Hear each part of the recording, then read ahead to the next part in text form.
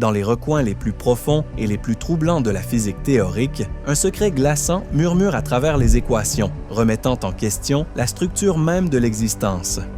Depuis des millénaires, l'humanité rêve d'un univers divisible à l'infini, une toile lisse et ininterrompue s'étendant dans le vide. Mais et si ce rêve était un mensonge? Et si, à son niveau le plus fondamental, la réalité n'était pas continue mais pixelisée? Comme une image cosmique avec une limite de résolution intégrée.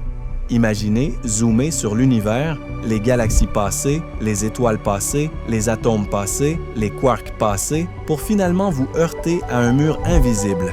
Une limite au-delà de laquelle l'information ne peut tout simplement pas exister. Les scientifiques ont découvert une vérité terrifiante, une limite de vitesse absolue, non pas pour la lumière, mais pour les données, même, qui constituent notre réalité. C'est ce qu'on appelle la limite de Bekenstein, et elle crie haut et fort que notre univers possède une densité d'informations maximale, un point au-delà duquel la réalité ne peut tout simplement pas devenir plus nette. C'est la frontière numérique ultime. Il ne s'agit pas seulement de mathématiques abstraites. Cela bouleverse notre perception de la réalité, laissant entendre que tout ce que nous expérimentons, chaque étoile, chaque galaxie, chaque pensée, pourrait être restitué sur un écran fini et pixelisé. Et si notre univers tout entier n'était rien d'autre qu'un hologramme cosmique projeté depuis une frontière invisible, une grande illusion au nombre de pixels terriblement bas. Vous pensez que les trous noirs ne sont que des monstres cosmiques, n'est-ce pas? Dévorant les étoiles, écrasant les galaxies, criant « rien ne s'échappe ». Mais ils gardent un secret si profond qu'ils redéfinissent la réalité, murmurant des vérités qui ébranlent nos hypothèses les plus fondamentales sur l'existence. Pendant des décennies, nous avons cru que tout ce qui dépassait leur horizon des événements était perdu à jamais. L'information, le plan même de l'existence, était oblitéré.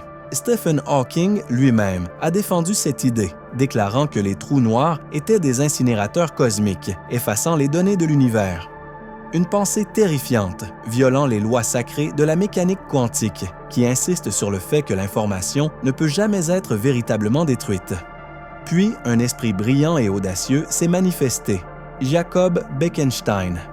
Il a observé ces bêtes voraces et n'a pas vu la destruction, mais le classeur ultime de l'univers.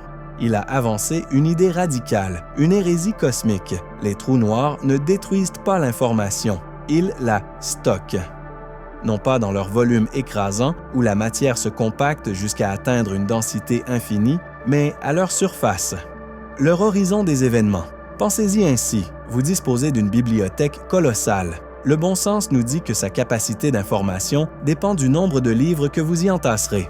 Mais Bekenstein, avec un éclair de génie, a soutenu que pour un trou noir, la capacité se mesure à la surface de son horizon des événements.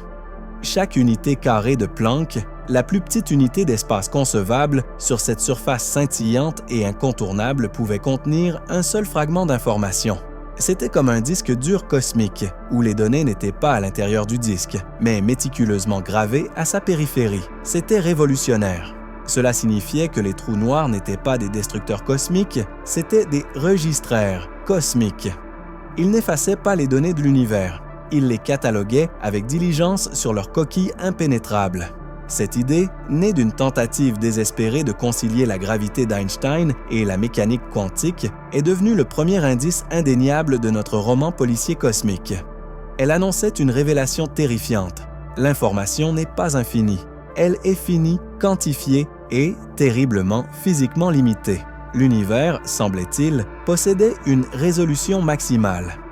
L'idée audacieuse de Bekenstein ne concernait pas seulement les trous noirs, elle concernait tout.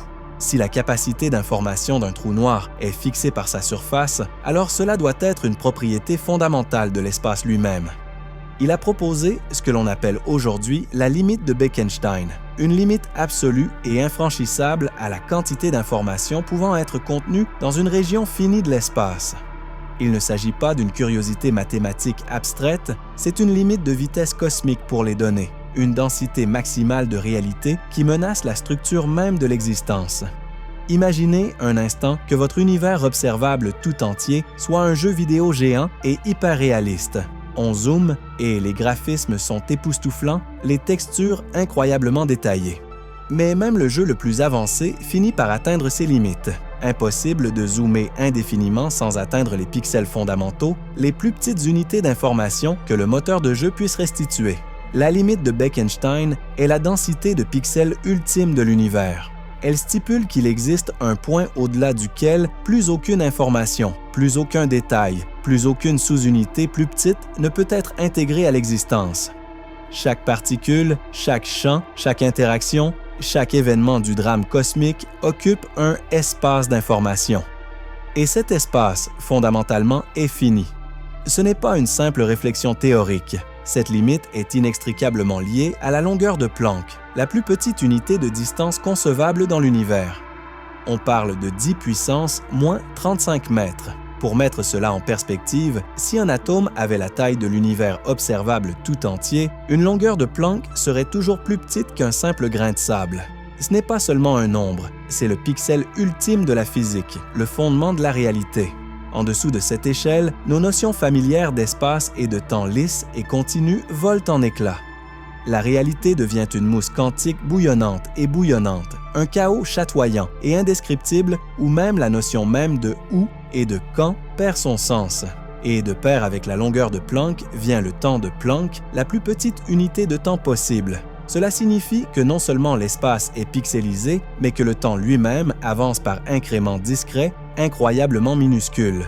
Pas de flux continu, juste une horloge cosmique battant à son rythme le plus fondamental et irréductible, un battement de cœur cosmique qui définit le pouls même de l'existence. Si la limite de Bekenstein impose une densité d'information maximale et que la longueur et le temps de Planck définissent les plus petits pixels possibles d'espace et de temps, alors la conclusion terrifiante et bouleversante s'impose. Notre réalité n'est pas infiniment lisse. C'est pixelisé, discret, fondamentalement numérique, comme une vaste image cosmique rendue avec un nombre fini de bits d'information ou un jeu fonctionnant à sa plus haute résolution possible, mais finalement composé de points de données individuels. Nous ne percevons pas ces pixels cosmiques car nous sommes à l'intérieur de l'image, constituée de ces pixels eux-mêmes. Chaque étoile, chaque planète, chaque cellule vivante, chaque pensée que vous avez jamais eue est composée de ces unités d'information fondamentales, méticuleusement agencées dans cette danse complexe que nous appelons la réalité. Ce n'est pas seulement une limite à ce que nous pouvons observer, c'est une limite à ce qui peut être. Cela crie haut et fort que notre univers est fondamentalement numérique, une tapisserie cosmique tissée de fils finis d'informations. Cela suggère une réalité qui ressemble moins à un océan continu qu'à un vaste et complexe programme informatique. Un programme fonctionnant sur un matériel si étranger, si fondamental, que nous commençons à peine à en saisir la nature. Cela implique un univers qui, à son niveau le plus profond, s'auto-calcule, calculant méticuleusement chaque interaction, chaque événement, dans le cadre des contraintes implacables de la limite de Bekenstein. Cette limite suggère que l'univers n'est pas seulement un ensemble de particules, c'est un système d'information traitant des données aux limites les plus extrêmes imaginables, un cerveau cosmique effectuant des calculs à une échelle qui éclipse toute compréhension humaine. Si cette révélation a bouleversé vos hypothèses sur la réalité et que vous êtes avide de plus de secrets cosmiques, cliquez sur le bouton « J'aime ». Et pour des voyages réguliers dans les profondeurs hallucinantes de l'univers, abonnez-vous et rejoignez notre équipe de stratèges cosmiques. Ne manquez pas nos prochaines découvertes. Si la réalité est pixelisée, une image cosmique rendue avec des informations finies, alors la question logique suivante nous interpelle depuis le néant. Comment? Comment 3 dimensions, apparemment solides et vastes, peuvent-elles émerger de quelque chose de fondamentalement discret? La réponse, un concept si complexe qu'il vous transformera le cerveau en ruban de Möbius, s'appelle le principe holographique. Imaginez un simple hologramme de carte de crédit. C'est une surface plane et bidimensionnelle, mais elle encode toutes les informations nécessaires pour projeter une image tridimensionnelle saisissante. Inclinez-la, et l'image se déplace, révélant de nouvelles perspectives, une profondeur et une texture nouvelles. Elle semble tridimensionnelle, mais les données, la véritable source de cette réalité, sont fondamentalement plates. Maintenant, agrandissons-la. Trait. Le principe holographique propose que toute l'information contenue dans n'importe quel volume d'espace, chaque étoile, chaque galaxie, chaque atome, chaque pensée, puisse être encodée sur sa limite bidimensionnelle. cela signifie que notre univers 3D tout entier, avec toute sa profondeur et sa complexité insondable, pourrait n'être rien d'autre qu'un colossal hologramme cosmique. Une illusion scintillante, projetée depuis une surface bidimensionnelle incroyablement lointaine que nous ne pourrons jamais vraiment percevoir. Ce n'est pas de la science-fiction, c'est une solution d'une élégance terrifiante à la limite de Bekenstein. Si l'information contenue dans un trou noir évolue avec sa surface, alors l'univers lui-même, à son niveau le plus fondamental, pourrait fonctionner selon le même principe. L'immense volume que nous percevons n'est qu'une projection sophistiquée, un film cosmique se déroulant sur un écran insondable. Nos 3 dimensions perçues ne sont qu'une propriété émergente, un jeu de lumière et la danse complexe d'informations codées sur une frontière lointaine et plane. Voyez les choses ainsi. Votre réalité tout entière, la chaise sur laquelle vous êtes assis, l'air que vous respirez, les battements de votre cœur, pourraient être un effet spécial phénoménal et hyper réaliste. Un affichage éblouissant rendu à partir d'une source de données plane. Cela bouleverse la notion même de « réel ». L'univers est-il véritablement tridimensionnel ou vivons-nous à l'intérieur d'une projection cosmique méticuleusement conçue à partir d'une toile pixelisée ultime? Les indices s'accumulent, nous entraînant dans un terrier de lapin où la distinction entre réalité et illusion devient méconnaissable. Voici la pièce suivante du puzzle. L'univers n'est pas seulement pixelisé, c'est un chef-d'œuvre de supercherie cosmique, une grande illusion se déroulant sur une scène invisible. Si notre réalité est pixelisée, limitée par la limite de Bekenstein et projetée holographiquement depuis une frontière bidimensionnelle, alors la question finale, la plus audacieuse, surgit des profondeurs du possible. Notre univers est-il une simulation? Le voile entre la physique fondamentale et la réalité simulée s'amenuise. Imaginez la puissance de calcul nécessaire pour simuler un univers. Chaque interaction de particules, chaque fluctuation quantique, chaque rayon cosmique, chaque pensée dans chaque cerveau à travers des milliards de galaxies, cela semble une tâche impossible, même pour un supercalculateur aux capacités infinies. Mais c'est là que la limite de Bekenstein et le principe holographique convergent pour offrir une réponse terrifiante. Si toutes les informations de notre réalité 3D sont codées sur une surface 2D, la charge de calcul s'adapte non pas à l'immensité de l'espace, mais à la surface de sa frontière. Cela réduit radicalement les besoins de traitement. Un calcul impossible devient alors un calcul tout simplement ahurissant. Notre horizon des événements cosmiques, frontière ultime, pourrait fonctionner comme un ordinateur cosmique colossal et hyper avancé. Chaque pixel de la réalité, chaque unité fondamentale d'information serait un calcul. Ce que nous percevons comme les lois de la physique, la gravité, l'électromagnétisme, les forces nucléaires fortes et faibles pourraient simplement être les algorithmes, le code exécutant ce programme de la taille de l'univers. L'élégante précision mathématique qui sous-tend notre cosmos ne serait pas seulement un outil de compréhension de la réalité, elle serait la réalité, le langage même du système d'exploitation cosmique. Il ne s'agit pas seulement d'une expérience de pensée philosophique, c'est le résultat terriblement plausible de la physique la plus avancée. Si la réalité est information et que l'information est limitée et projetée, alors la frontière entre réel et simulé s'estompe. Nous sommes les données, la conscience qui émerge du traitement complexe de l'information cosmique. Nos pensées, nos choix, notre sens même de l'être, sont-ils l'expression authentique du libre arbitre ou le résultat inévitable de calculs incroyablement sophistiqués effectués par un superordinateur cosmique? De notre point de vue intérieur, cela ne fait aucune différence. Nous faisons l'expérience de la conscience, de l'amour, de la douleur, de l'émerveillement, de manière totalement authentique. La simulation est si parfaite, si immersive qu'elle est notre réalité. Et les implications s'étendent à l'extérieur.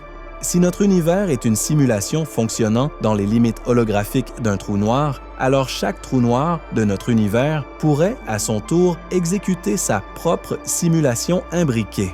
Galaxies, étoiles, planètes et êtres potentiellement conscients, tous vivent leur réalité de manière totalement authentique, sans jamais se douter qu'ils vivent au sein d'un programme cosmique, lui-même fonctionnant au sein d'un autre programme cosmique. Une récursivité infinie de réalités simulées, telles des poupées matrioshka cosmiques, chacune contenant des univers à l'intérieur d'autres univers.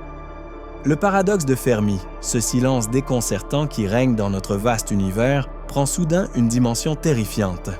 Peut-être que les civilisations avancées ne colonisent pas les étoiles parce qu'elles découvrent la véritable nature de leur réalité. Elles font déjà partie d'une simulation. Leur ultime prouesse technologique pourrait ne pas résider dans le voyage spatial, mais dans la compréhension et la manipulation du code de leur propre cosmos simulé, voire dans la création de nouvelles simulations au sein de leur propre trou noir. Nous vivrions peut-être dans le roman policier ultime où le crime est l'illusion elle-même, et la solution réside dans la terrifiante prise de conscience que notre réalité n'est rien d'autre qu'un programme cosmique méticuleusement conçu, pixelisé, holographique et parfaitement convaincant. L'univers, semble-t-il, est l'ordinateur ultime, et nous en sommes le résultat le plus complexe et le plus conscient. Nous voici donc, aux confins de tout, scrutant l'abîme d'un cosmos pixelisé, holographique, peut-être simulé. La limite de Bekenstein, autrefois une obscure limite pour les trous noirs, est devenue un miroir cosmique, reflétant une vérité glaçante sur notre propre réalité. Jacob Bekenstein, l'esprit audacieux qui a osé quantifier l'information d'un trou noir, nous a involontairement livré le premier indice d'un univers qui pourrait être fondamentalement numérique, une grande illusion se déroulant sur une scène bidimensionnelle. Il ne s'agit pas de prouver avec une certitude absolue que nous vivons dans une simulation. Il s'agit de la recherche, de la volonté humaine incessante de décortiquer les couches de la réalité, aussi troublantes soient-elles. Il s'agit du frisson d'un roman policier cosmique, où le plus grand mystère est de notre propre existence. Si l'univers possède une résolution maximale, s'il projette notre réalité 3D depuis une frontière 2D, alors la nature même de la conscience, le libre arbitre et ce que signifie être deviennent la frontière ultime. Sommes-nous des êtres conscients expérimentant un cosmos authentique, infiniment détaillé? Ou sommes-nous le produit incroyablement complexe et conscient d'un ordinateur cosmique, dansant au rythme d'algorithmes que nous appelons les lois de la physique? La réponse reste terriblement hors de notre portée, mais les questions elles-mêmes témoignent de la plus grande création de l'univers, un esprit capable d'envisager ses propres circonstances cosmiques. La quête se poursuit, animée par une curiosité insatiable qui défie toute prison perçue. Dites-moi ce que vous avez aimé ou détesté dans cette vidéo. Que pourriez-vous modifier pour l'améliorer? Je lis tous les commentaires et répondrai à toutes les suggestions.